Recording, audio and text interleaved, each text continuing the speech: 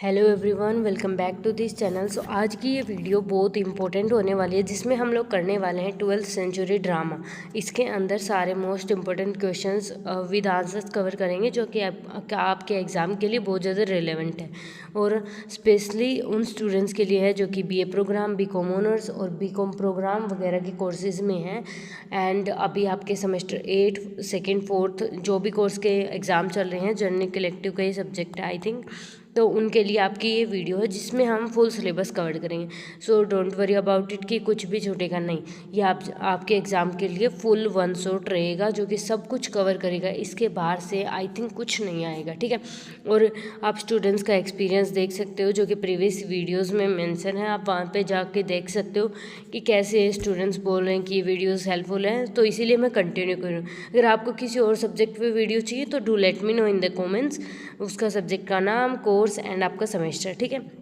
And अगर helpful लगे तो डू सब्सक्राइब। एंड जो भी आपको कुछ भी मतलब कोई भी प्रॉब्लम हो, डाउट हो, do let me know in the comments, I will help you surely. तो अभी हम लोग इसका स्टार्ट करते हैं। तो सब्जेक्ट का नाम है 12th सेंचुरी ड्रामा, जिसके अंदर हम मोस्ट इंपॉर्टेंट क्वेश्चंस कवर करेंगे आंसर्स के साथ। एंड ये अपने जो क्वेश्चन है ये सारा फुल सिलेबस कवर करेंगे, ठीक है। तो अब हम स्टार्ट करते हैं। तो यहाँ पे 3 स्टोरी हैं, 3 यूनिट बता सकते हैं या फिर 3 स्टोरी। तो ये 3 स्टोरी हैं। पहले जैसे कि हमने इंग्लिश वाले उसमें किया था ना, पहले स्टोरी को समझा, उसके बाद हमने किया, कितना आसानी से हो गया था। उसी तरीके से मैं उसी पैटर्न को फॉलो करते हुए आपको स्टोरी हिंदी में समझाऊंगी, उसके बाद हम करेंगे। तो यहाँ पे सेंट जॉन है, उसकी ये फुल स्टोरी है जो कि आपकी यूनिट नंबर 1 मान सकते हो आप, ठीक है। ये स्टोरी जॉन नाम की एक सिंपल गांव की लड़की के बारे में है। जैसे जॉन नाम की एक लड़की है गांव के अंदर, उसके बारे में ये स्टोरी है, जो बिलीव करती है कि गॉड को उसकी आवाज़ सुनाई देती है, भगवान की जो आवाज़ है उसको सुनाई देती है और भगवान उसको गाइड करते रहते हैं, ठीक है। तो जॉन एक लड़की है जो कि गांव में रहती है और वो बिलीव करती है कि गॉड को उसकी आवाज़ सुनाई देती है और गॉड उसको गाइड करते हैं, ठीक है। उस टाइम जब ये कहानी जो लिखी जा रही थी, उस टाइम पे फ्रांस और इंग्लैंड के बीच में वॉर चल रहा था, ठीक है, युद्ध चल रहा था, ठीक है।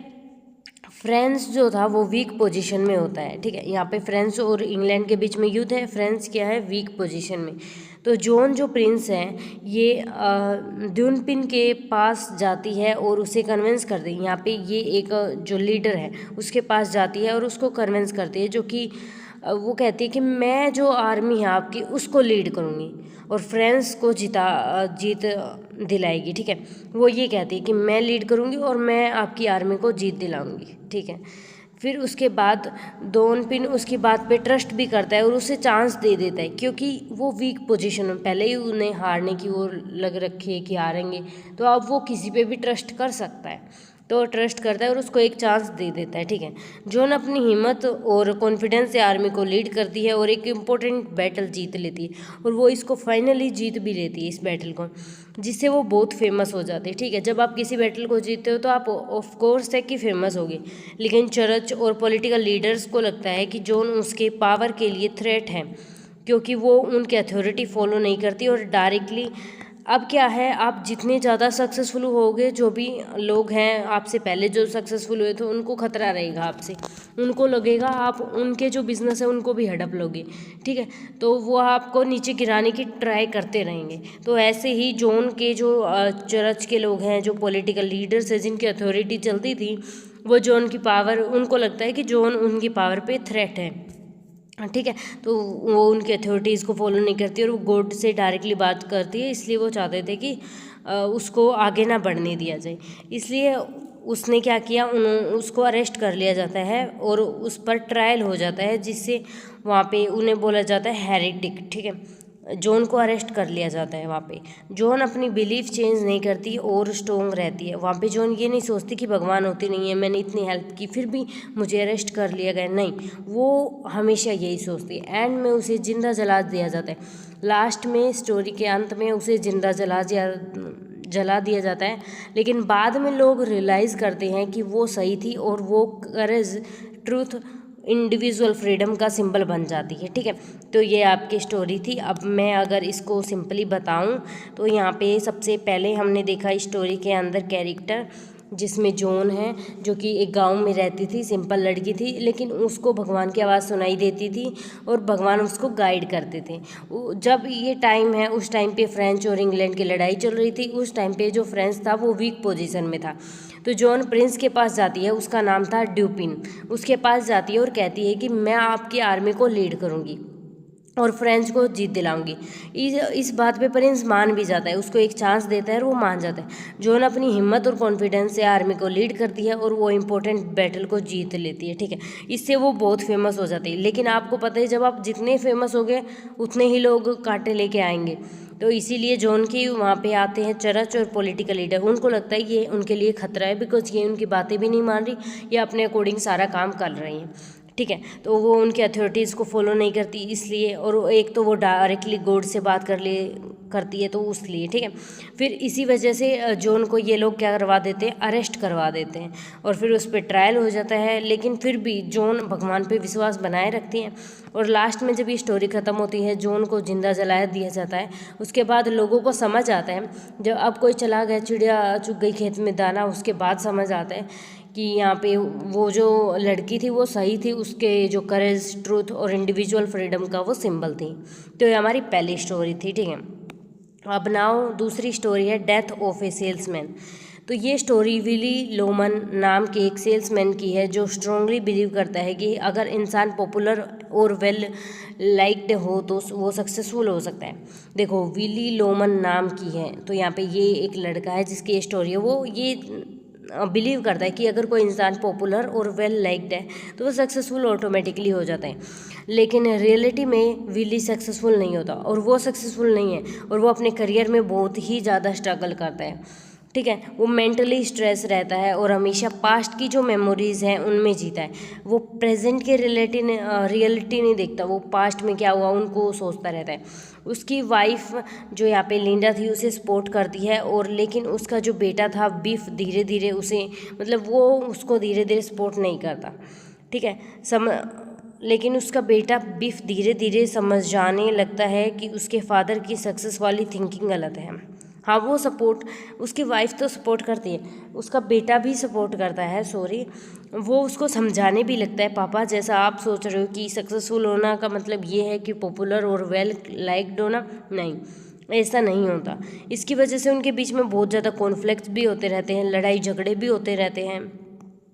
बीफ जो है उसका बेटा, वो रियलिटी को एक्सेप्ट करता है, वहीं वो चाहता है कि उसके पापा भी रियलिटी को एक्सेप्ट करें। लेकिन जो विली है वो अपने ड्रीम्स में ही रहता है, वो पास्ट में, वो खुद को फेलियर फील करता है और सच का सामना नहीं कर पाता। विली खुद को क्या सोचता है कि मैं ये नहीं कर पाया, मैं फेलियर हूँ, और वो कभी भी सच का सामना नहीं कर पाता। एंड में वो सुसाइड कर लेता है, और ये सोचकर कि इंश्योरेंस मनी जो है से उसकी फैमिली सिक्योर हो जाएगी। ठीक है, ये स्टोरी दिखाती है कि अगर इंसान फॉल्स ड्रीम्स में जीता है और रियलिटी को इग्नोर करता है तो उसकी लाइफ और रिलेशनशिप दोनों डिस्ट्रॉय हो जाती है।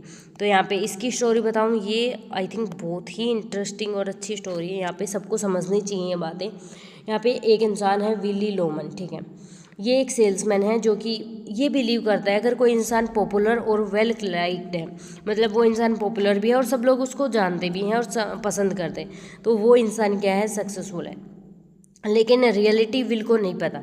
ठीक है, विली को नहीं पता क्या रियलिटी है, बिकॉज वो स्ट्रगल करता है लाइफ में, सक्सेस नहीं है, वो सक्सेसफुल नहीं है, तो इसलिए उसको मेंटली स्ट्रेस रहता है, मतलब वो हम बोल सकते हैं डिप्रेशन में है। वो हमेशा अपने पास्ट के बारे में सोचता है और प्रेजेंट को वो भूल ही जाता है। उसकी वाइफ उसको हमेशा सपोर्ट करती है, लेकिन उसका जो बेटा है बीफ, वो उसको समझाने लगता है कि पापा सक्सेस ये नहीं होती जो आप सोच रहे हो, सक्सेस ये चीज़ नहीं है कि पॉपुलर होना, वेल लाइक्ड होना, ये सक्सेस नहीं होती। लेकिन बीफ जो है, वो जो उसका पापा है बीफ का, वो नहीं मानता इस बात को। तो बीफ क्या करता है, वो रियलिटी को एक्सेप्ट करना चाहता है और विली को अपने ड्रीम्स में ही रहना चाहता है। देखो, बीफ तो जानता है कि रियलिटी ये चीज़ है, सक्सेसफुल होना का मतलब ये नहीं है आप पॉपुलर हो, वेल लाइक्ड हो, लेकिन उसका पापा तो हमेशा से यही चाहता था, तो वो अपनी ड्रीम्स के अंदर ही रहता है। फिर उसके बाद वो खुद को फेलियर फील करता है कि मैं कुछ नहीं कर पाया अपनी ज़िंदगी में और सच का सामना नहीं कर पाता। और जो लोग सच का सामना नहीं कर पाते वो लास्ट में सुसाइड कर लेते हैं, और वो ये सोचता है कि अगर मैं सुसाइड करता हूँ तो मेरी फैमिली को इंश्योरेंस मिलेगा, उससे उनका जो फ्यूचर है वो सिक्योर हो जाएगा। तो ये स्टोरी हमें दिखाती है कि अगर इंसान को गलत हमें सपने दिखाएं और उनमें उनको जीना सिखाएं तो वो रियलिटी को इग्नोर करने लगता है, तो उससे उसकी जो लाइफ है, उसकी ज़िंदगी और रिलेशनशिप दोनों बर्बाद हो सकते हैं, दोनों डिस्ट्रॉय हो सकते हैं। तो यहाँ पे हमारी डेथ थी सेल्समैन की। उसके बाद है ब्रोकन इमेज। तो ये देखो, ये स्टोरी मंजुला नाम की एक राइटर की है, राइटर के बारे में है जो एक इंग्लिश नॉवल लिखकर सडनली फेमस हो जाती है। तो इस स्टोरी के अंदर एक लड़की है मंजुला जो कि एक राइटर है, वो इंग्लिश का नॉवल लिखती है और फिर वो जो नॉवल लिखती है उससे वो फेमस हो जाती है। ठीक है, तो अब ये कैसे हुआ, क्यों हुआ, वो एक टीवी इंटरव्यू में अपेयर होते, फिर वो टीवी इंटरव्यूज़ में आती है बिकॉज वो फेमस हो गई। लेकिन अचानक उसका खुद का इमेज स्क्रीन पर आकर उससे बात करने लगता है। ठीक है, वो मतलब हम नहीं होता टीवीज़ में, सीरियल्स में दिखाते हैं ये तो वो है रियल और ये वो दूसरी उसकी दूसरी हमशक्ल आके उससे बात कर रही है। मिरर में होता है कि यार तू ऐसी थी, ऐसी बदल गई, इतनी जल्दी इतना हो गया। ठीक है, ये सब कुछ होता है। ये इमेज उसकी इनर वॉइस होती है, जो कि उनकी इनर वॉइस होती है, जो उसे सच्चाई के बारे में बताती है और क्वेश्चन करती है। धीरे धीरे ये क्लियर होता है कि मंजुला अपनी सक्सेस के बारे में पूरी तरह ऑनेस्ट नहीं है और उसे अंदर से गिल्टी फील होने लगता है। ठीक है, जैसे आप मिरर में जाके खड़े होते हो तो आपको याद आता है कि आपने क्या क्या गलतियाँ की हैं, तो आपको इनर वॉइस होती है जो कि आपको सब कुछ बताती है, तो आपको गिल्टी फील होता है उस टाइम पे। और इमेज उसकी रियल आइडेंटिटी को एक्सपोज करती रहती है और दिखाता है कि वो एक फॉल्स इमेज के साथ जी रही है। ये जो टीवी में जो उसकी इमेज है वो एक गलत इमेज है, फॉल्स इमेज है। तो मंजुला अपने आप को जस्टिफाई करने की कोशिश करती है, मंजुला वो जो मिरर में दिख रही है उसको समझाने की कोशिश करती है, लेकिन वो सच से बच नहीं पाती बिकॉज सच तो वही है कि इसकी झूठी इमेज है। एंड में ये स्टोरी एक मैसेज देती है कि एक्सटर्नल बाहरी जो सक्सेस है उससे कुछ नहीं होता। अगर इंसान को अंदर से अपने ऊपर विश्वास है, अपने ऊपर ट्रस्ट है, तो वो सक्सेसफुल है। और हाँ, इंसान को अपनी रियल आइडेंटिटी को समझना पड़ता है, तभी वो सक्सेसफुल हो पाता है। तो ये हमारी थी थर्ड स्टोरी, ब्रोकन इमेज।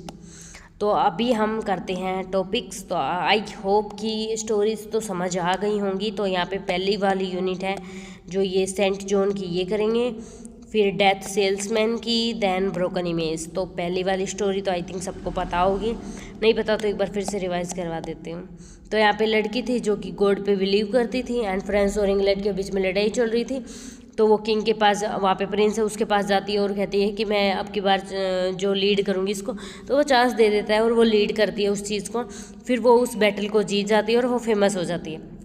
लेकिन जब आप फेमस होते हो तो कई लोग आपसे जलते हैं, तो जलने वाले लोग आते हैं और उसको अरेस्ट करवा देते हैं एंड देन उसके ऊपर ट्रायल हो जाता है। फिर उसके बाद जो उनको जिंदा जला दिया जाता है। लेकिन बाद में बहुत टाइम बाद लोगों को रियलाइज़ होता है कि वो सच, साहस और जो सच है और इंडिविजुअल फ्रीडम का सिंबल बन जाती है। ठीक है, तो ये आपकी जॉन की स्टोरी थी। तो यहाँ पे ये हमारे क्वेश्चंस है। तो क्वेश्चन नंबर 1 से स्टार्ट करते हैं। तो फर्स्ट क्वेश्चन है यहाँ पे, डिस्कस द लाइफ। यहाँ पे हमें लाइफ डिस्कस करनी है, वर्क, उसने क्या काम किए, लिटरेरी कंट्रीब्यूशन, पढ़ाई लिखाई में उसका क्या कंट्रीब्यूशन था, of George Bernard Shaw, how his idea reflected in Saint Joan. जो राइटर है वो कौन है, वो ये है जॉर्ज बेनरार्ड एंड शो। ठीक है, हम इसके लास्ट के नाम से बोलेंगे शो। और उसके बाद ये किस स्टोरी में रिफ्लेक्ट करता है, सेंट जॉन की स्टोरी में। तो पहले राइटर की लाइफ देखते हैं, राइटर की लाइफ कैसी थी। तो एक ये फेमस इरिश प्ले राइटर और यहाँ पे ऐसे राइटिंग था। तो यहाँ पे आप लिख सकते हो ये फेमस इरिश प्ले राइट था। ठीक है, ये इसका जन्म हुआ था 1856 में आयरलैंड में and he did not have an easy childhood but he worked very hard and become one of the greatest writer in English literature. इसकी ज़िंदगी कोई आसान नहीं थी, जो सब लोगों के पास खाने पीने को होता है वो इसके पास नहीं था। इन्होंने बहुत हार्ड वर्क किया था और उसके बाद ये ग्रेटेस्ट राइटर बने थे इंग्लिश लिटरेचर के। ठीक है, he was interested in social issues. ये इंग्लिश लिटरेचर में जो राइटिंग्स लिखते थे, नोवेल वगैरह, वो किससे रिलेटेड होती थी, वो सोशल नोवेल्स, सोशल इश्यूज से रिलेटेड होती थी। ये चाहते थे सोसाइटी जो है उसको चेंज करना अपनी राइटिंग्स के थ्रू। इसी चक्कर में इनको नोबेल प्राइज़ भी मिला था लिटरेचर के अंदर। तो जहाँ पे हम बात करें ना, रतन टाटा को नोबेल प्राइज़ मिलना चाहिए, उसी तरीके से इनको मिला था 1925 में, क्योंकि इनका जो कंट्रीब्यूशन था धर्मा के अंदर, अशोका के जो पिलर्स हैं उनके अंदर बहुत ज़्यादा कंट्रीब्यूशन है। ये सिर्फ एक राइटर नहीं है बल्कि एक थिंकर भी है, जो कि हर एक जो प्रथा चली आ रही है उस पर क्वेश्चन करते हैं, चाहे वो रिलीजन, पॉलिटिकल और सोसाइटी किसी भी चीज़ से रिलेटेड हो। जैसे कि घूंघट प्रथा, तो ये उस पर क्वेश्चन करेंगे, अगर वो जस्टिफाई होगी तो उसको रहने देंगे, वरना वो उसके अगेंस्ट भी चीज़ें लिखेंगे। ठीक है, तो ये लाइफ थी। अब इनके काम क्या थे, तो इन्होंने बहुत सारी फेमस प्लेस लिखी थी यहाँ पे, जिसके अंदर कुछ इनके काम आते हैं। जैसे कि फर्स्ट प्ले तो हम अभी पढ़ ही रहे हैं यूनिट 1 में, Saint Joan, Pygmalion and Man and Superman. तो ये 3 पोएम्स इन्होंने लिखी थी, हम बोल सकते हैं प्ले लिखे थे। ठीक है, या फिर नोवेल। ये प्ले इनको बोला जाता है प्रॉब्लम प्लेस, बिकॉज ये आइडियल हैं रियल सोशल इश्यूज़ के इंस्टेड ऑफ। यहाँ पे आपको इन तीनों में इंटरटेनमेंट नहीं मिलेगी, यहाँ पे जो रियल सोसाइटी के इश्यूज़ हैं उनके बारे में मिलेगा। ठीक है, he used drama to make people think about serious topic. इन्होंने यहाँ पे ड्रामा का यूज़ किया है, कॉन्वर्जेशन स्टाइल का यूज़ किया है, लॉट ऑफ पीपल्स का यूज़ किया, ताकि लोगों को इनके बारे में समझ आए कि क्लास के बीच में डिफरेंस नहीं करना चाहिए कि ये ब्राह्मण है, ये जाट है वगैरह। आपके रिलीजन के बेसिस पे नहीं होना चाहिए, ये हिंदू है, ये मुस्लिम। वुमेंस के रोल के ऊपर नहीं होना चाहिए और वुमेन के बिहेवियर। तो ये इनके बारे में लिखते थे सारी चीज़ें। वर्क हो गया, उनकी लाइफ हो गई।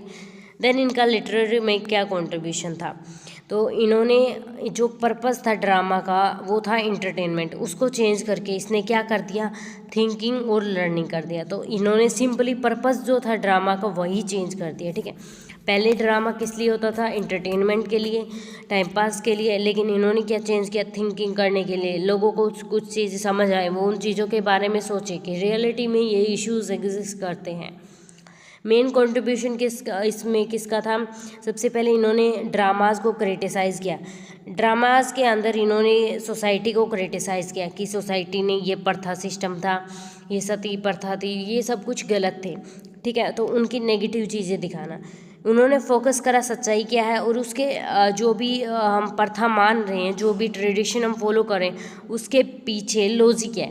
अगर वो लॉजिक वैलिड है तो इन्होंने कुछ नहीं कहा, अगर वो इनवैलिड लॉजिक है तो इन्होंने इंटरप्रेट किया एंड इन्होंने वो बंद करवाने की सोची। इन्होंने वुमेंस की जो इंडिपेंडेंस है और स्ट्रॉन्ग कैरेक्टर उसको भी सपोर्ट किया। यहाँ पे ये क्वेश्चन करते थे हर एक रिलीजन पे, ट्रेडिशन और अथॉरिटी पे कि आप ये काम क्यों कर रहे हो, अगर कर रहे हो तो ये क्या इम्पोर्टेंट है और कैसे क्या, सब कुछ ये क्वेश्चन करते थे। इन्हीं सब की वजह से इसको एक ड्रामेस्टिक मॉडर्न टाइम का माना जाता है। ठीक है, तो यहाँ पे हमारा कंट्रीब्यूशन हो गया। देन रिफ्लेक्शन क्या है इनका आइडियाज़ का, इस जो स्टोरी है इसके अंदर, सेंट जॉन के अंदर। All the ideas of Sean are clearly reflected in St. John. The play is not just about a historical story but also about a strong message about society. यहाँ पे जो हम story पढ़ रहे थे पहले, उसके अंदर सिर्फ हम हिस्टोरिकल हिस्ट्री नहीं देखते कि पहले क्या हुआ था, उस टाइम पे इस लड़की की जो मौत हुई थी वो ऐसे हुई थी, नहीं, हम देखते हैं एक स्ट्रॉन्ग मैसेज कि लोग बाद में बिलीव करते हैं उसने, लड़की ने जीत दिलाई थी। ठीक है, वहाँ पे वो एक स्ट्रॉन्ग वुमेन थी, इंडिपेंडेंट थी, कॉन्फिडेंट वुमेन थी और उसने हमेशा अपनी इनर वॉइस की सुनी और अपने जो बिलीफ को है उसको फॉलो किया एंड इंडिविजुअल थिंकिंग दिखाई। और उसके बाद दूसरी चीज़ यहाँ पे दिखाता है कि चर्च और जो पॉलिटिकल लीडर वो करप्ट थे, जो अथॉरिटी है वो रिजिड सिस्टम वहाँ पे फॉलो होता था। तो यहाँ पे ही सारी सोसाइटी की रिफ्लेक्शन यहाँ पे इन्होंने दिखा दी। उसके बाद यहाँ पे एक कॉन्फ्लिक्ट भी दिखाता है कि यहाँ पे झगड़ा भी होता था किसके बीच में, इंडिविजुअल जॉन जो कि लड़की थी और इंस्टीट्यूशन जिसमें चर्च और स्टेट आते हैं, इनके बीच में कि ये जो लड़की है ये इन इंस्टीट्यूशन की बात नहीं मान रही, तो इन्होंने अरेस्ट भी करवा दिया था जिसकी वजह से। ठीक है, इसमें बताया गया सिंपली कि society is often afraid of people who bring new idea. Society उन लोगों से डरती है जो कि नए आइडिया लेके आते हैं। जैसे जॉन लेके आई थी, उन्होंने लड़ाई जीती थी वो, तो इससे सोसाइटी डरने लगी थी कि आगे चल के हमारी बेटियां भी तो कहीं ऐसा ना करने लगें। उनको लगता है कि उनकी पावर जो है उनके ऊपर वो हट रही है, डिस्ट्रॉय हो रही, इसी वजह से वो ट्रुथ जो है उसको एक्सेप्ट नहीं कर पाते। और he does not completely blame the church but so, वो वहाँ पे चर्च को भी ब्लेम नहीं करते, वो ये भी दिखाते हैं कि यहाँ पे रूल्स फॉलो हो रहे हैं और जो कि बहुत ज़्यादा स्ट्रिक्ट है और आउटडेटेड है, पहले के ज़माने में होते होंगे। ठीक है, वहाँ पे ये चीज़ शो करते हैं और लास्ट में लोगों को हो भी जाता है विश्वास कि हाँ वो लड़की सही थी, तो यहाँ पे ये चीज़ थी। कंक्लूजन की बात करें तो यहाँ पे ये बताते हैं कि ये जो आइडिया है ट्रुथ का, फ्रीडम का और इंडिविजुअल करेज का, ये जो उनके कैरेक्टर के अंदर प्रेजेंट है, ठीक है, ये हमेशा अलग सोचती है, इसके जो चैलेंजेस हैं वो भी अलग हैं, बट इंडिविजुअल जो प्ले है वो इम्पोर्टेंट रोल है। इसने सोसाइटी को चेंज किया, लोगों ने इसके बारे में सोचना चाहा।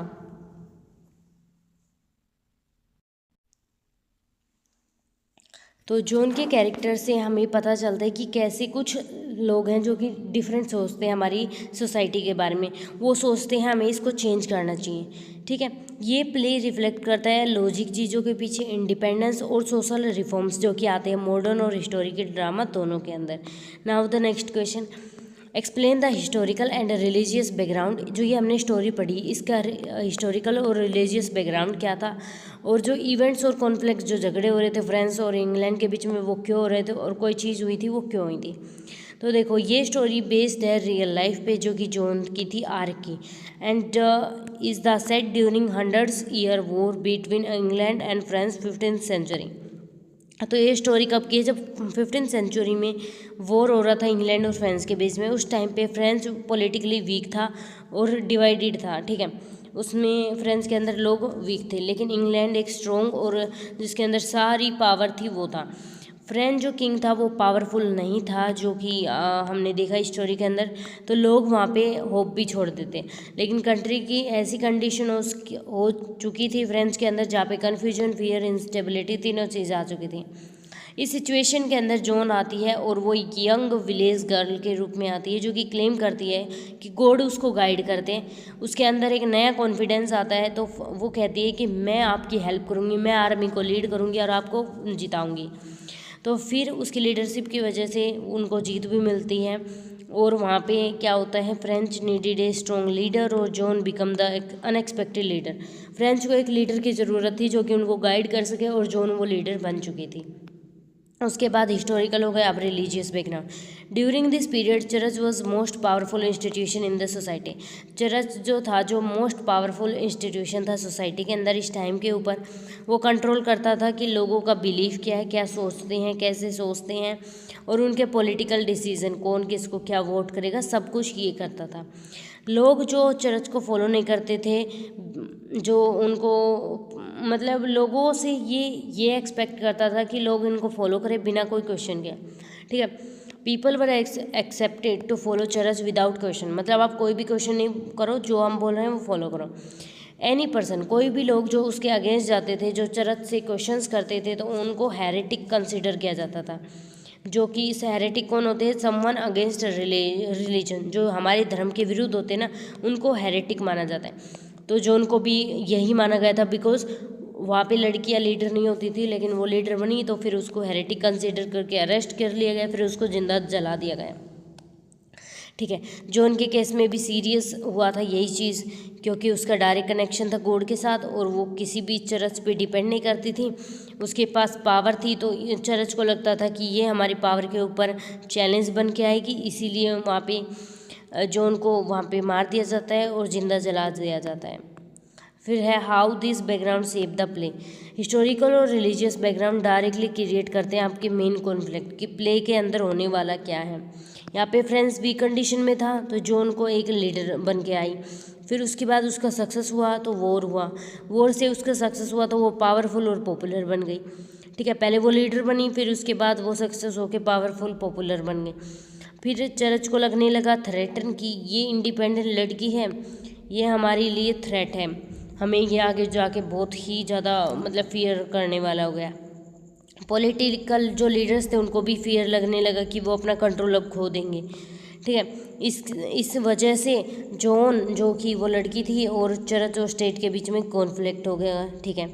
और इस बैकग्राउंड की वजह से जॉन को ट्रायल में डाल दिया गया, अरेस्ट कर लिया गया, और उसके ऊपर हेरेटिक लगा दिया गया कि आप अपने जो रिलीजन है उसके अगेंस्ट गई हो, और उसको पनिश किया गया, जिंदा जला दिया गया और एग्जीक्यूट किया गया प्लान को। इम्पोर्टेंट अंडरस्टैंडिंग हमें इस पोएम से कैसे मिली, तो देखो ये बैकग्राउंड शो करता है कि John problem was not only personal, वो उसकी सिर्फ खुद की प्रॉब्लम नहीं थी, वो सोशल और पॉलिटिकल दोनों प्रॉब्लम थी। वो रिप्रेजेंट करते चेंज को, और उसी चेंज को चर्च और पॉलिटिकल इंस्टीट्यूशन एक्सेप्ट नहीं करना चाहते थे। अगर करते तो वो अपना कंट्रोल खो बैठते। ठीक है, तो चर्च रिप्रेजेंट करता है ट्रेडिशन कंट्रोल को, और ये कन्फ्लिक्ट झगड़ा हो रहा था सोसाइटी के अंदर, उसको वो एक्सेप्ट नहीं करना चाहते थे। ठीक है, तो ये आपका यहाँ पे कंक्लूजन आप पढ़ सकते हो एक बार।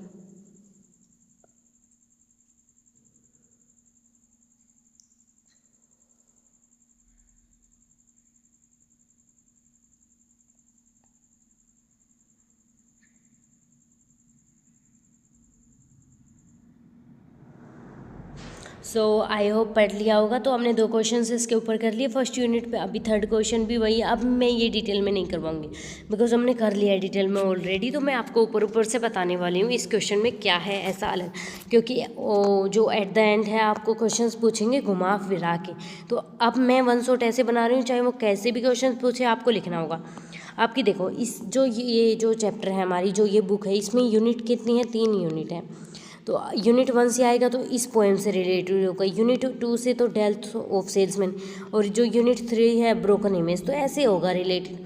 तो आपको जो भी याद आए उस टाइम पे, जो भी जिस भी यूनिट से रिलेटेड लगता है कि ये क्वेश्चन यूनिट 1 से रिलेटेड है, जो भी याद आए ऑथर के बारे में, जोन के बारे में, या फिर किसी भी चीज़ से बारे में, चर्च, पॉलिटिकल इंस्टीट्यूशन, आप लिख देना, उसमें मैटर नहीं करता। या फिर आप जो ये समरीज हैं इनको याद कर लो। ठीक है, जो फर्स्ट वाली समरी थी उनको इंग्लिश में ट्रांसलेट कर देना और लिख देना, आपके अच्छे मार्क्स आएंगे। ठीक है, write a detailed note on so preference to saint John, argument he give about John and the role of church.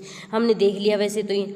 ठीक है, तो यहाँ पे ये क्या एक्सप्लेन करता है उसका आइडिया क्लियरली इसमें कहा गया है कि ये अपने ओपिनियंस के ऊपर बेस नहीं है ये स्टोरी, ये रियल लाइफ से रिलेटेड है, और ये हमारा एक इंटरटेनमेंट का सोर्स नहीं। यहाँ पे सीरियस जो डिस्कशन होता है ट्रुथ, रिलीजन और अथॉरिटीज़ के बारे में कि कैसे वो लोगों को ट्रीट करते हैं।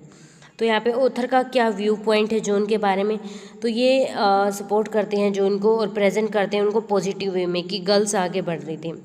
यहाँ पे he says John was not mad और फॉलिश बट इंटेलिजेंट और प्रैक्टिकल लड़की थी, उसके अंदर कॉन्फिडेंस था, करेज थी और लीडरशिप की क्वालिटीज़ थी, तभी तो फ्रेंच जीत पाई थी।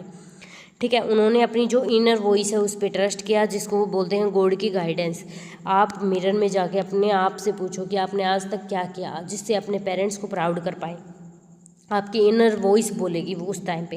अगर आप नहीं सुनना चाहते तो फिर अलग बात है, लेकिन आपकी इनर वॉइस ज़रूर बोलेगी कि आपने क्या किया और क्या ऐसी चीज़ की जिससे आपके पेरेंट्स को नीचा देखना पड़ा। ठीक है, अगर किसी ने कुछ नहीं किया, बहुत ऐसी चीज़ें की जिससे प्राउड हुआ, तो do let me in the comments कि किसने क्या कैसे किया। ठीक है, तभी हमें भी पता चले कि कुछ लोग हैं जो सीरियस हैं स्टडीज से रिलेटेड वगैरह, कुछ स्पोर्ट्स में हो सकते हैं, कुछ किसी और चीज़ में। तो अपनी इनर वॉइस को सुनो। ठीक है, ये प्रेजेंट करती है मॉडर्न इंडिविजुअल को कि आज के ज़माने में इंडिविजुअल कैसा होना चाहिए, जो खुद पे विश्वास करें, ना कि सोसाइटी के रूल्स को फॉलो करें। ये टाइम से बहुत आगे थी। आज जो है मॉडर्न 20th सेंचुरी में लोग ऐसा सोचते हैं, लेकिन ये 12th सेंचुरी में ये चीज़ें सोच रही थी। तो सोचो ये टाइम से कितने आगे थी। दैट इज़ वाई लोगों को ये समझ नहीं आई, और जब लोगों को ये मरने के बाद समझ आई, बहुत ज़्यादा टाइम बाद, बिकॉज वहाँ पे टाइम बढ़ता गया। अब यहाँ पे चर्च का क्या पॉइंट ऑफ व्यू था, ऑथर ने चर्च के बारे में क्या कहा। तो ऑथर चर्च को कम्प्लीटली ब्लेम नहीं करते, लेकिन वो एक्सप्लेन करते कि वो उसकी पोजीशन क्या थी। चर्च क्या था, एक पॉलिटिकल पावरफुल इंस्टीट्यूशन था जो कि कंट्रोल करता था आपकी सोसाइटी को। इसके स्ट्रिक्ट रूल्स और ट्रेडिशन थे। इन रूल्स को अगर कोई क्वेश्चन नहीं करता था तो बेटर रहता था, अगर कोई क्वेश्चन कर लेगा तो उसको क्या बोला जाएगा, हेरेटिक। हेरेटिक का मतलब होता है आप स्टेट के, आप जो अपने रिलीजन है उसके अगेंस्ट जा रहे हैं, फिर आपको क्या कर लिया जाएगा, अरेस्ट कर लिया जाएगा, फिर उसके बाद आपको जिंदा जला दिया जाएगा। ठीक है, यही काम हुआ था किसके साथ, आपकी जॉन के साथ। तो ऐसा होता है यहाँ पे। उसके बाद है हमारा यहाँ पे चर्च के पॉइंट ऑफ व्यू से ये चीज़ें कैसी थी, मतलब चर्च को क्यों अरेस्ट करना पड़ा जॉन को और क्यों जिंदा जलाना पड़ा। तो चर्च को लगता था कि जॉन का डायरेक्ट कनेक्शन है भगवान के साथ, जो उनके लिए बहुत ज़्यादा डेंजरस है। फिर उनको लगता था कि वो बहुत ज़्यादा वीक पड़ जाएंगे, चर्च की जो अथॉरिटी है वो इस लड़की के आने से आगे वीक पड़ जाएगी। ये सजेस्ट करता है कि चर्च ने पनिश किया था जॉन को इसीलिए नहीं कि वो एक अपनी जो है दुश्मन है अपने देश के लिए या फिर किसी और चीज़ के लिए, उसने पनिश किया था उसको बिकॉज वो अपने जो सिस्टम है उसको प्रोटेक्ट करे थे। उसने फ्रेंच को प्रोटेक्ट किया, उसको विन दिलाई, जीत दिलाई, फिर उन्होंने इसको पनिश किया। मेन आर्ग्यूमेंट क्या था इसका? एक तो यहाँ पे कॉन्फ्लिक्ट है आइडियाज़, न्यू जो आइडिया है और ओल्ड सिस्टम के बीच में, जो कि नेचुरल है, आज भी होता है। जो ने रिप्रेजेंट करती है चेंज को कि सोसाइटी में चेंज होना चाहिए, प्रोग्रेस और न्यू थिंकिंग। चर्च रिप्रेजेंट करता है ट्रेडिशन, ऑर्डर और कंट्रोल। तो ये यहाँ पे चीज़ है। यहाँ पे उसके बाद है कि आपका इम्पोर्टेंट इंसाइट्स क्या पे है। तो शो जो है वो wants leader to understand both. जो भी आप पढ़ रहे हो वो चाहता है कि दोनों की साइड समझो, चाहे यहाँ पे चर्च की भी साइड समझो कि उनको भी डर था इस चीज़ का, और जो उनकी भी साइड समझो, ठीक है। उनके चर्च के रूल्स थे, अगर उनको कोई फॉलो नहीं करेगा तो उनको ऑफकोर्स डर लगेगा, और जो वो भी कई हद तक सही थी। तो इसलिए हमें बैलेंस्ड और रियलिस्टिक होना चाहिए, सिर्फ वन साइड नहीं होना चाहिए, नहीं तो हम स्टोरी को नहीं समझ पाएंगे। तो यहाँ पे आपका कंक्लूजन आप पढ़ लेना एक बार।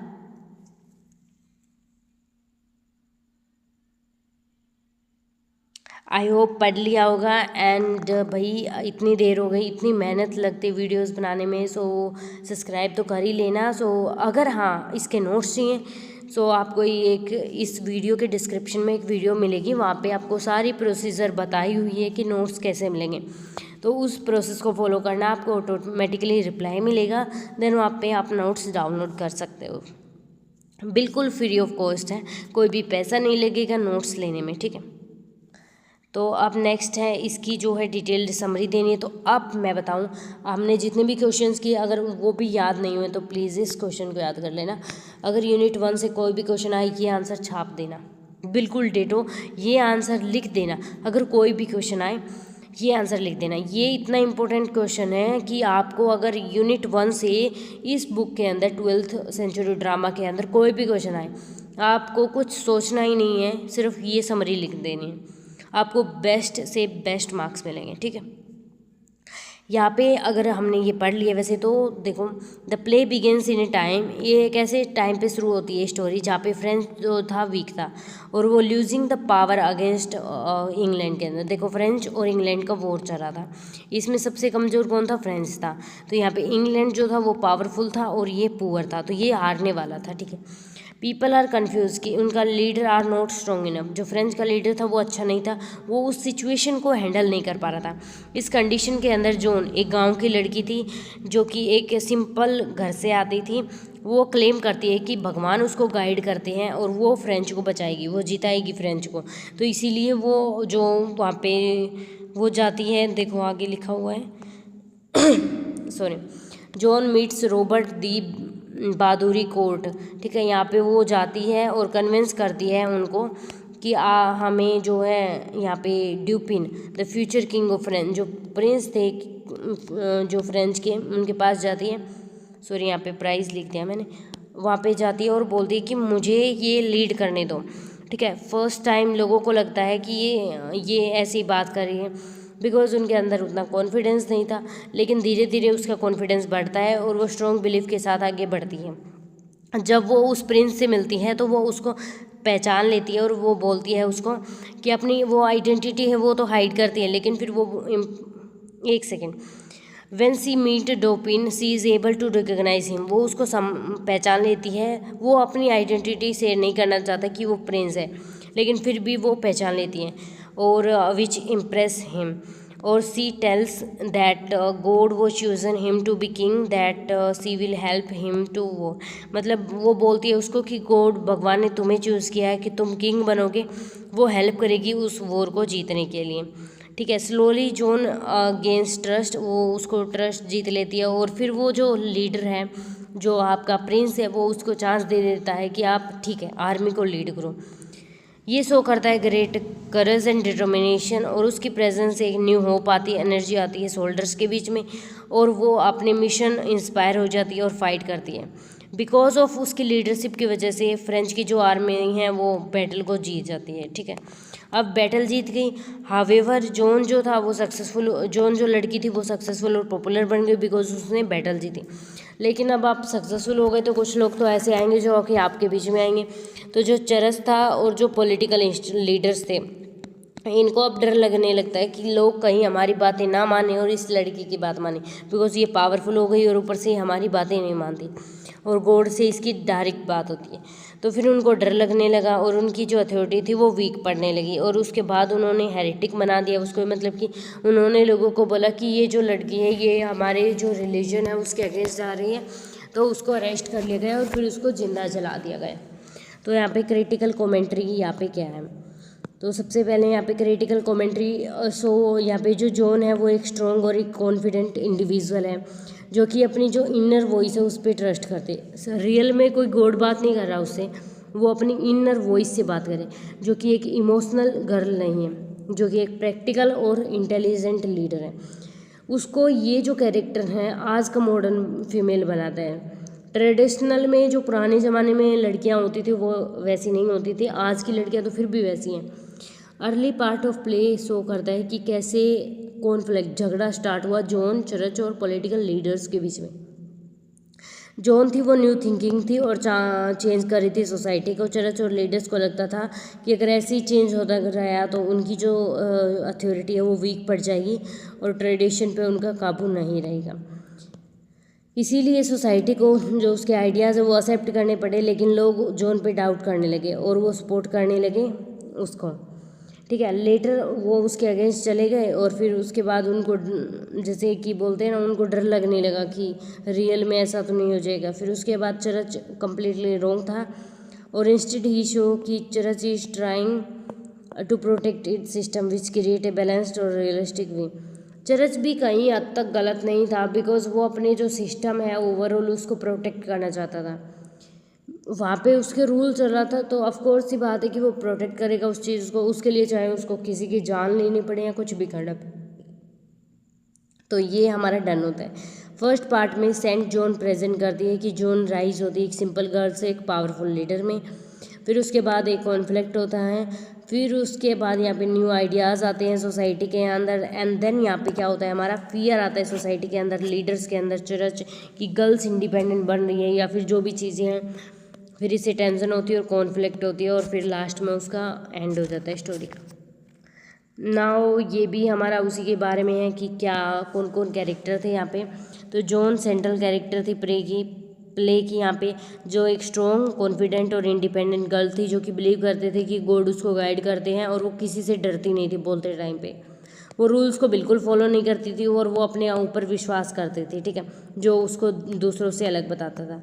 डोपिन क्या है, वो प्रिंस है वहाँ का, फ्यूचर किंग है फ्रेंच का, जो कि बिगनिंग में बहुत ही वीक, अनश्योर और लैक ऑफ कॉन्फिडेंस वाला था, जो कि दूसरों पे डिपेंड करता था।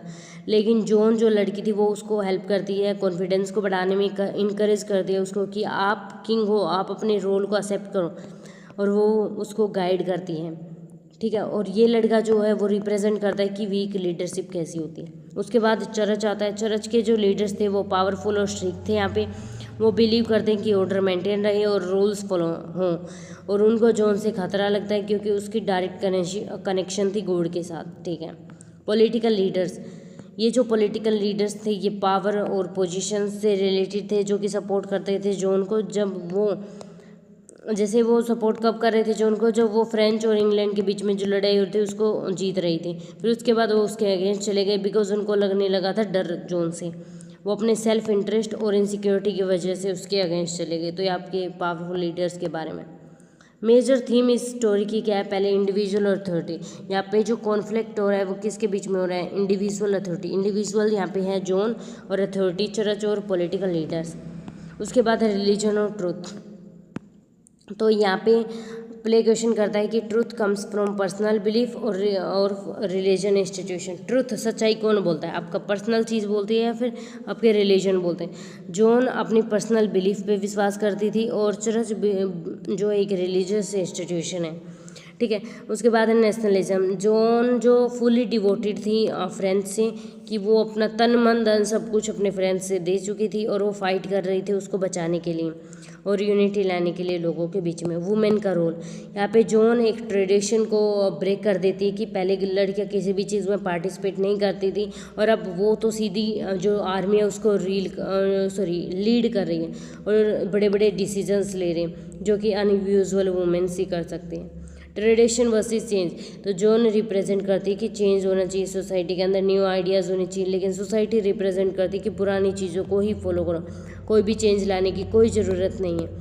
कॉन्ट्रीब्यूशन टू सेंट्रल कॉन्फ्लिक्ट, अब देखो all character and themes come together to create the main conflict. यहाँ पे जॉन इंडिपेंडेंट चैलेंज अथॉरिटी थी चर्च के लिए। जॉन क्या थी, एक चैलेंज अथॉरिटी थी चर्च के लिए। उसके बाद चर्च चाहता था कि इसके ऊपर कंट्रोल करे और सिस्टम, पॉलिटिकल लीडर्स को भी यही डर था, चर्च को डर था, पॉलिटिकल लीडर्स को डर था, और उसके बाद सोसाइटी को भी इस चीज़ का डर था कि कहीं ओल्ड बिलीफ को छोड़ के नई आइडियाज़ भी तो फॉलो नहीं हो जाएगी। तो जो church plus political leaders plus जो सोसाइटी थी, इन लोगों ने जॉन को हेरेटिक साबित कर दिया गया, जो कि अगेंस्ट जाती है रिलीजन के, और फिर उसको अरेस्ट कर लिया गया बिकॉज उनको इस चीज़ का डर था।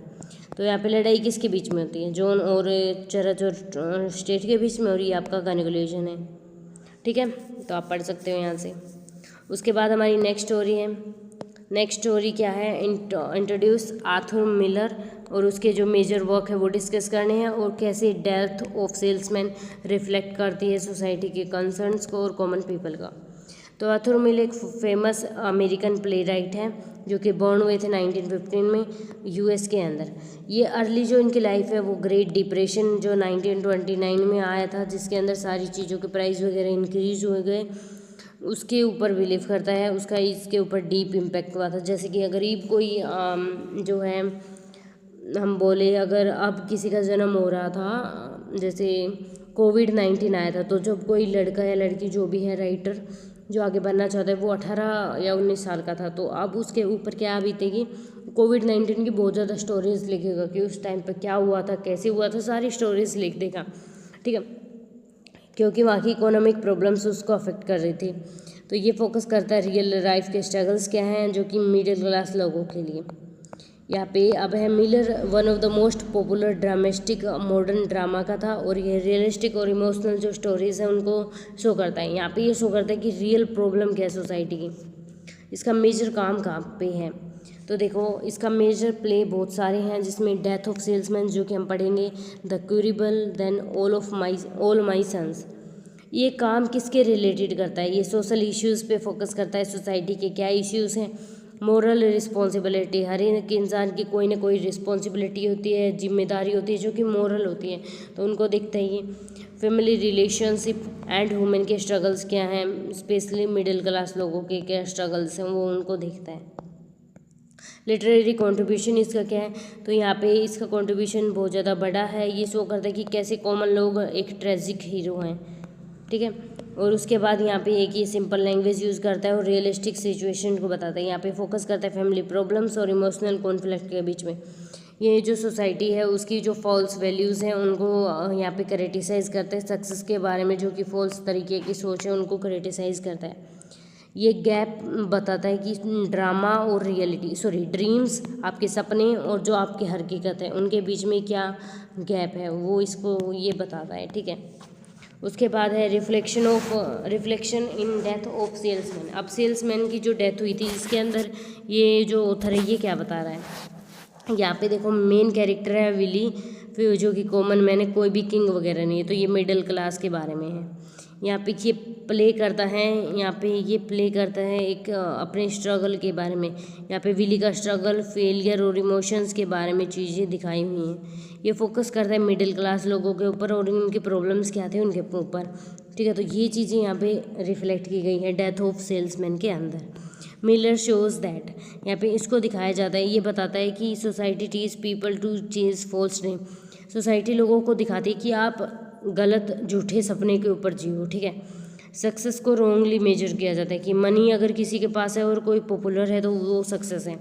When people fail they feel mentally pressure और अनसिक्योर्ड। अगर कोई फेल भी हो जाता है तो उसको बहुत बुरा लगता है, एक्चुअली में अनसिक्योर्ड फील होता है। विल ही रिप्रेजेंट करता है बहुत ज़्यादा लोगों को सोसाइटी के अंदर जिनके पास बड़ी बड़ी गाड़ी हैं, बड़ी बड़ी चीज़ें हैं, ड्रीम बिग करते हैं।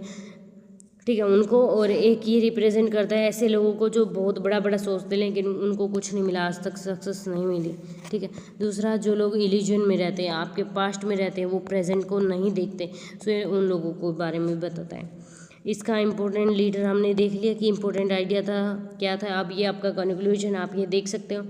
इम्पोर्टेंट आइडिया की बात करूँ तो यहाँ पे ये ड्रीम्स और रियलिटी के बीच में जो डिफरेंस है उसी को शो करता है। ठीक है, ऑर्डिनरी लोगों के बारे में बताता है जो कि एक बहुत ही ट्रेजिक लाइफ होती है।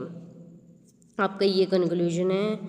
उसके बाद है नेक्स्ट, अभी इसके अंदर भी हिस्टोरिकल बैकग्राउंड, फिर सोशल बैकग्राउंड, पॉलिटिकल बैकग्राउंड इसका देखेंगे, और फिर ये आइडिया क्या है इस ऑथर का, ये जो प्ले लिख रहा है इसके बारे में।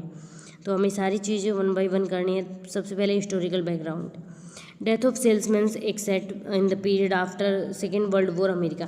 अमेरिका के अंदर सेकेंड वर्ल्ड जो वॉर है वो चल रहा था, तो उसके बाद ये स्टोरी लिखी गई थी। इस टाइम के ऊपर कंट्री डेवलप हो रही थी इकोनॉमिकली, और इंडस्ट्रीज जल्दी जल्दी से बढ़ रही थी। लोग बिलीव करते थे अमेरिका के पास बहुत ज़्यादा अपॉर्चुनिटी है जहाँ पे कोई भी सक्सेसफुल बन सकता है अगर वो हार्ड वर्क करे तो। हावेवर ये ग्रोथ है ना, ये कंपटीशन क्रिएट करती है और प्रेशर क्रिएट करती है लोगों के बीच में। सबको सक्सेस नहीं मिली बिकॉज बहुत सारे लोग हैं जो कि अपनी एक्सपेक्टेशन से ही स्ट्रगल कर रहे थे। Lot of people are struggling from their expectations only. तो यहाँ पे हमारे देखने वाले हैं सोशल बैकग्राउंड्स के बारे में। तो in society success was mainly measured by. Society के अंदर अगर हम कहते हैं कि ये इंसान सक्सेसफुल है तो उसको कैसे मेजर करते हैं, तो वहाँ पे अगर किसी के पास पैसा है, अच्छी सी जॉब है और पॉपुलर है तो वो क्या है, सक्सेसफुल है। ठीक है, इन 3 चीज़ों से सक्सेस मेजर की जाती है सोसाइटी के अंदर। लोग बिलीव करते हैं if a person was well liked और attractive he would automatically become successful. This idea become very common जब मिडिल क्लास फैमिलीज़ होती हैं उनके अंदर, तो ये आइडिया बहुत ही ज़्यादा कॉमन है। जब आप यूट्यूब पर किसी के व्लॉग्स देखते हो तो आपको लगता है कि वो सक्सेस है।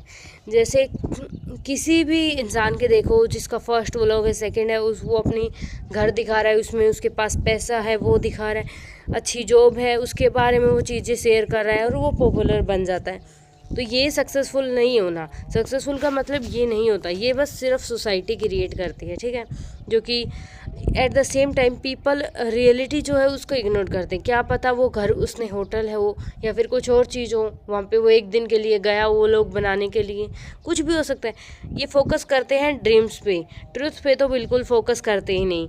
फैमिली रिलेशनशिप बहुत वीक हो जाती है बिकॉज जब हमें लगता है कि वो इतना सक्सेसफुल है, हमारी सोसाइटी बताती है कि वो सक्सेसफुल हो गया, तुम नहीं हो, निकाह रहे हो वगैरह वगैरह, तो ये इसकी वजह से हमें स्ट्रेस आता है और जो हम अपनी एक्सपेक्टेशंस होती हैं हमारे अपने आप से वो भी हम फुलफ़िल नहीं कर पाते।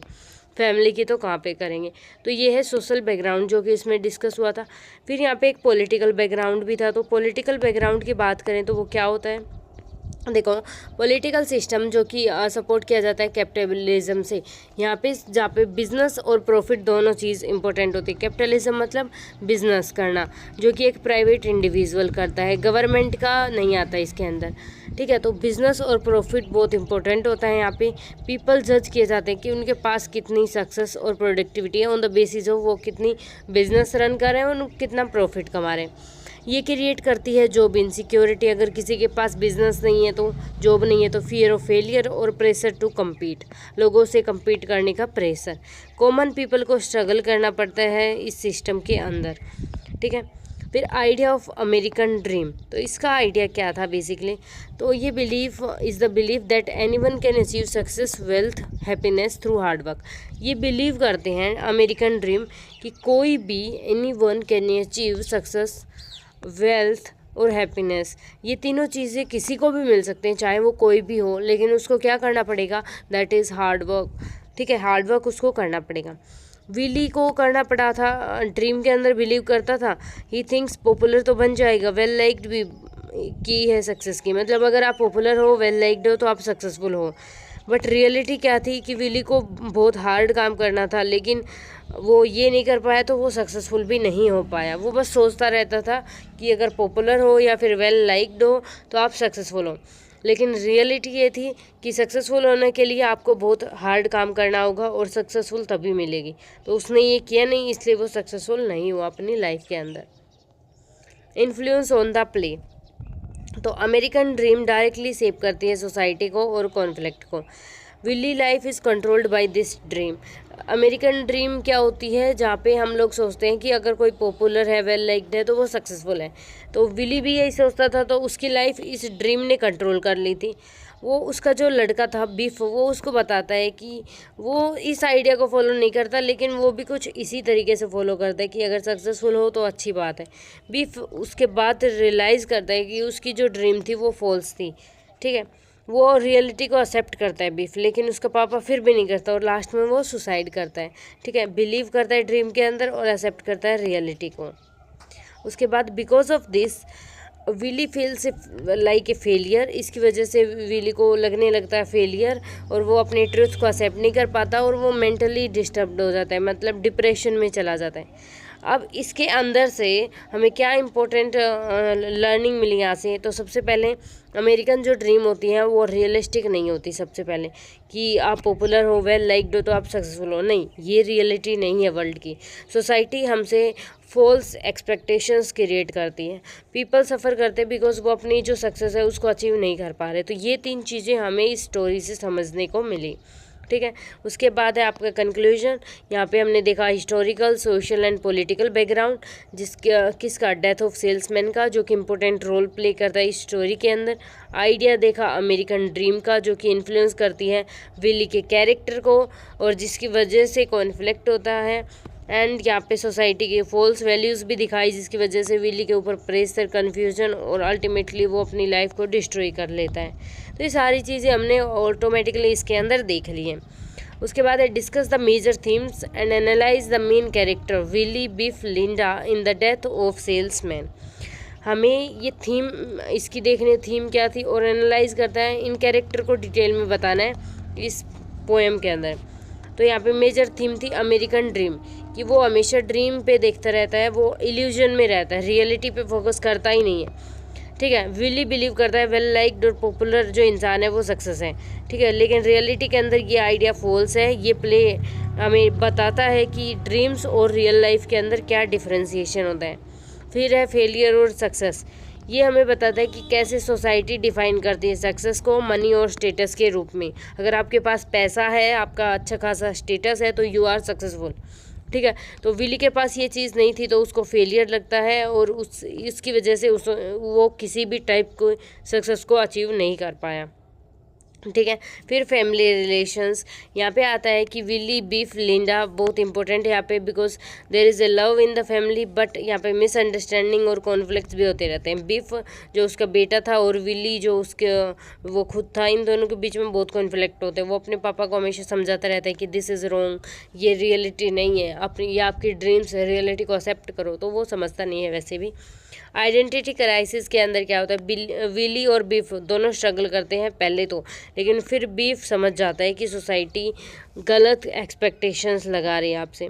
रियलिटी और रिलीजन, विली अपनी इमेजिनेशन में जीता है और पास्ट मेमोरीज में, और वो अवॉइड करता है रियलिटी को जो उसके लिए एक प्रॉब्लम क्रिएट कर देती है उनकी लाइफ में। कैरेक्टर, अब विली लोमन एक सेंट्रल कैरेक्टर है इस प्ले के, मेन जो कैरेक्टर वो यही है। एक कॉमन मैन है जो कि सक्सेसफुल होना एक क्या सोचता है, अगर कोई पॉपुलर और वेल लाइक्ड है तो वो सक्सेसफुल है, और ये अपनों सपनों में ही सोचता रहता है। वो बहुत ही हार्ड वर्किंग है लेकिन प्रैक्टिकल नहीं है वो, ठीक है। ये बिलीव करता है फॉल्स आइडियाज़ में सक्सेस के, और जो इल्यूजन के अंदर रहता है, कभी भी रियलिटी को एक्सेप्ट नहीं कर पाता। He can not accept his failure और which lead to mental stress और कन्फ्यूजन। फिर ये फेलियर मिलता है इसको तो वो उसको एक्सेप्ट नहीं कर पाता, जिसकी वजह से इसको स्ट्रेस और कन्फ्यूजन आता है, ठीक है, और वो अपनी लाइफ और फैमिली की लाइफ दोनों डेंजर में डालता है इसकी वजह से ही।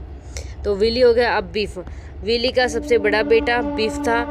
बिगनिंग के अंदर वो भी अपने पापा की तरह सक्सेस को ऐसा ही मानता था और वो सपनों में ही जीता था, लेकिन धीरे धीरे उसको समझ आने लगा सच्चाई क्या है, ट्रुथ क्या है। वो रियलाइज़ करने लगा कि he is not meant for big success, कि वो बिग सक्सेस के लिए नहीं बना, लेकिन वो सिंपल लाइफ और ऑनेस्ट तरीके से जीना चाहता है। वो ये रिप्रेजेंट करता है रियलिटी को और ट्रुथ को इस प्ले के अंदर। फिर जो लिंडा थी वो विली की वाइफ थी। वो लविंग, केयरिंग, सपोर्टिव थी, जो कि यहाँ पे सपोर्ट करती थी विली को। ये विली के पेन को भी समझती थी और उसके साथ हमेशा खड़ी रहती थी। वो हमेशा ट्राई करती थी कि जो विली और बीफ है उसका बेटा और उसके जो हस्बैंड है उनके बीच जो लड़ाई रहती थी उसको सुलझाए और उनको अपनी फैमिली को यूनाइटेड रखे। ये इमोशनल स्ट्रेंथ और फैमिली वैल्यूज़ को रिप्रेजेंट करती है यहाँ पे, ठीक है। तो उसके बाद है हमारे कैरेक्टर हो गए। अब इन तीनों के बीच में कनेक्शन क्या था, तो विल्ली यहाँ पे क्या रिप्रेजेंट कर रहा है कि इल्यूजन में जी रहा है, फॉल्स ड्रीम्स है, फेलियर्स है, रियलिटी को एक्सेप्ट नहीं कर पाता। बिफ क्या रिप्रेजेंट करता है, वो ट्रूथ को एक्सेप्ट कर लेता है और रियलिटी को भी। लिंडा क्या करती है, सपोर्ट करती है इमोशनल स्टेबिलिटी। तो यहाँ पे ये इमोशनल ये एक्सेप्ट कर लेता है, ये एक्सेप्ट नहीं कर पाता।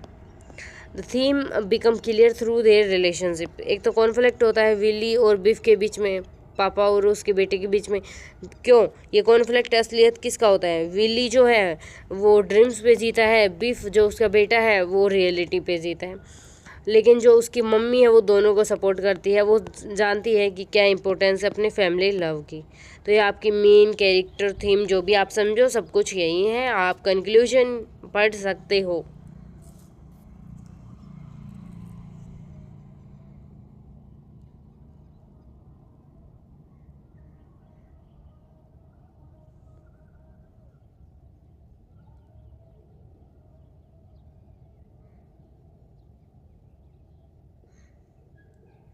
तो नाउ नेक्स्ट क्वेश्चन करते हैं हम लोग, what is the enduring message of death of salesman. जो ये हमारी पोएम थी, हम जो भी बोलें, हम इसको पोएम नहीं बोल सकते, वैसे प्ले बोलेंगे, ठीक है। ये जो प्ले था इसकी क्या मैसेज था और आज के ज़माने के अंदर क्या इसकी रिलेवेंस है। बहुत ज़्यादा रिलेवेंस है। आपको भी ड्रीम्स भी नहीं जीना चाहिए, आपको भी अपनी रियलिटी जो है एक्सेप्ट करनी चाहिए। ऐसा तो नहीं है कि आप आज ही मुकेश अंबानी बन जाओगे, आपको एक्सेप्ट करके आपको कुछ काम करना चाहिए। आप सिंपल लाइफ जी सकते हो, जैसे बिफ ने सोचा कि ऐसा तो नहीं होगा कि आज ही मेरे पास इतना पैसा आ जाएगा और मैं पॉपुलर हो जाऊंगा। हाँ, लेकिन अगर हार्ड वर्क करूँगा तो धीरे धीरे करके कुछ तो हो सकता है, कुछ परसेंट तो, इवन 10%, 20% कुछ तो हो सकता है, ठीक है। अब इसका मैसेज देखो। सबसे पहले तो यहाँ पे enduring message of the play, main message क्या है इसका कि blind belief in the false dreams can destroy a personal life. जैसे आप अपने जो गलत सपने हैं उनके बीच में जब जाते हो और वो उनके ऊपर बिलीव करते रहते हो कि हो जाएगा, ऑटोमेटिकली हो जाएगा बिना किसी हार्ड वर्क के, सो ये आपकी लाइफ को डिस्ट्रॉय कर देता है, ठीक है।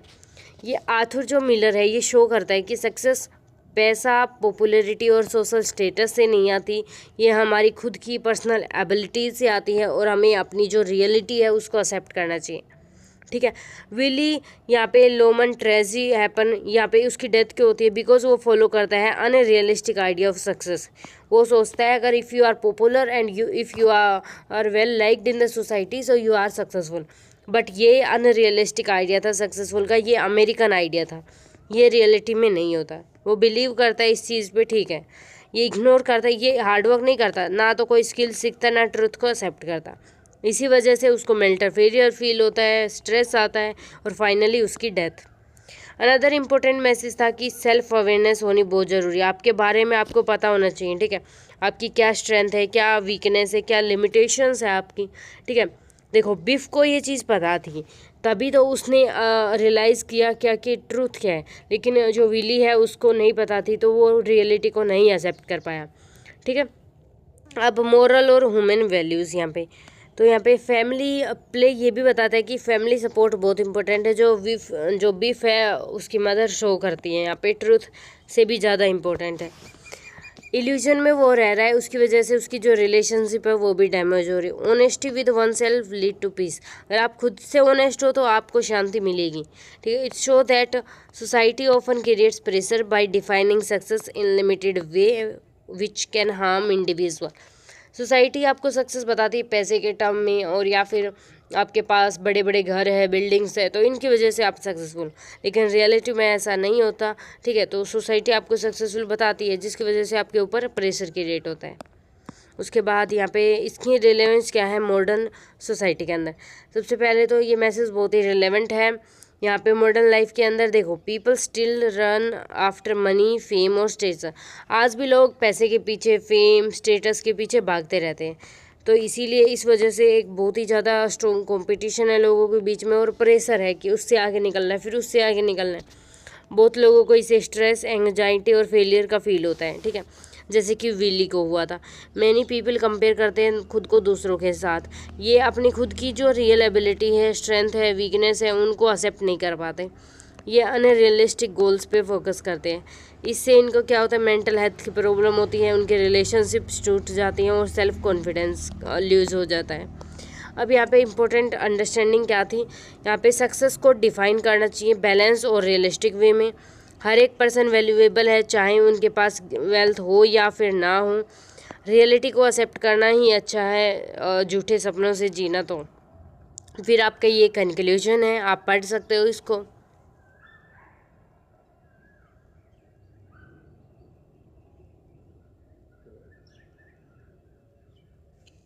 Now let us start. Next question करेंगे अब हम। Right a detailed note on Girish Karnad, give a complete analysis of Broken Images including summary, theme और कैरेक्टर एनालिसिस। सो आपकी जो यूनिट नंबर 3 है उससे यही क्वेश्चन आएगा और यही इम्पोर्टेंट है, ठीक है। एक ही क्वेश्चन करना है आपको यूनिट 3 से, और यूनिट 1 से वो मैंने बताया था, यूनिट 2 से भी मैंने बता दिया। तो अराउंड 3 या 4 क्वेश्चन कर लो अच्छे से, बिल्कुल रट लो इनको टिप्स पे। एक एक चीज़ आपको याद होनी चाहिए और लिख दो, चाहे कैसा भी कुछ भी पूछे हो आपको लिखना है, ठीक है। यहाँ पे है हमारी लाइफ ऑफ ग्रीस कार्नड। तो इसके बारे में बात करते हैं, ऑथर की लाइफ। तो एक famous Indian play right, actor और डायरेक्टर था, जो कि 1938 में इनका जन्म हुआ था इंडिया के अंदर। ये अपने इम्पोर्टेंट कंट्रीब्यूशन था इंडियन ड्रामाज में उनके लिए जाना जाता है। ट्रेडिशनल इंडियन कल्चर को मॉडर्न आइडियाज़ के साथ कंबाइन करके ये दिखाता था।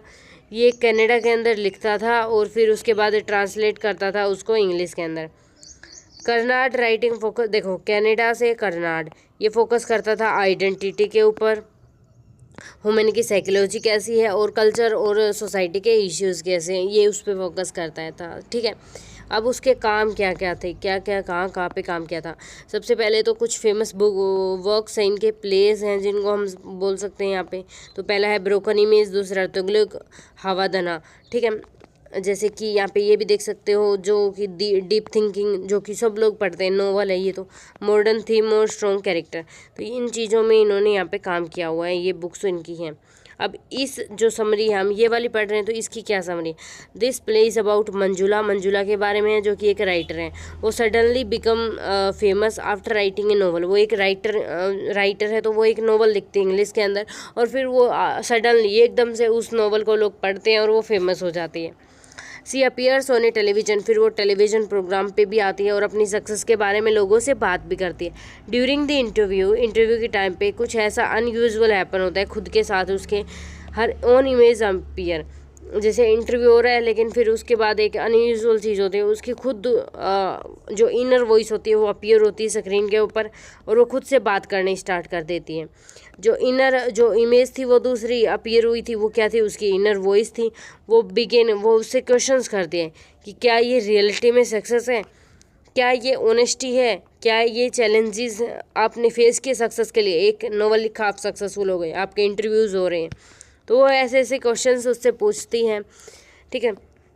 फिर उसके बाद मंजुला ट्रुथ को नहीं छुपा पाती, और खुद के काम के बारे में उनको बहुत ही गिल्टी फील होता है इनसाइड से, लेकिन वो फिर भी डिफेंड करती रहती है अपने आप को, ठीक है। However she cannot escape from the questions of her image, वो उन क्वेश्चन से भाग नहीं पाती। फिर प्ले एंड हो जाता है by showing inner conflict with the truth, और वो हाइड नहीं कर पाती अपने ट्रूथ को।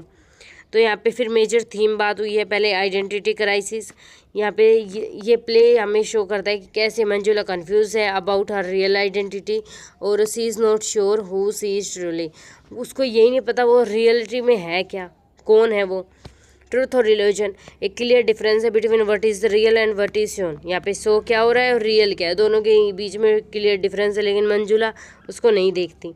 इनर कॉन्फ्लिक्ट, मंजुला और उसकी खुद की इमेज के अंदर जो इनर कॉन्फ्लिक्ट हुआ था मेंटल स्ट्रगल के लिए, वो भी यहाँ पे दिखाया। लैंग्वेज एंड सक्सेस, यहाँ पे ये राइटिंग हुई थी इंग्लिश में, फिर ये रिकग्नाइजेशन और इनइक्वलिटी पहले कन्नड़ा में लिखी गई थी, ट्रांसलेट करके इंग्लिश में लिखा गया। इंग्लिश में लिखने के बाद इसको सक्सेसफुल मिली, ठीक है।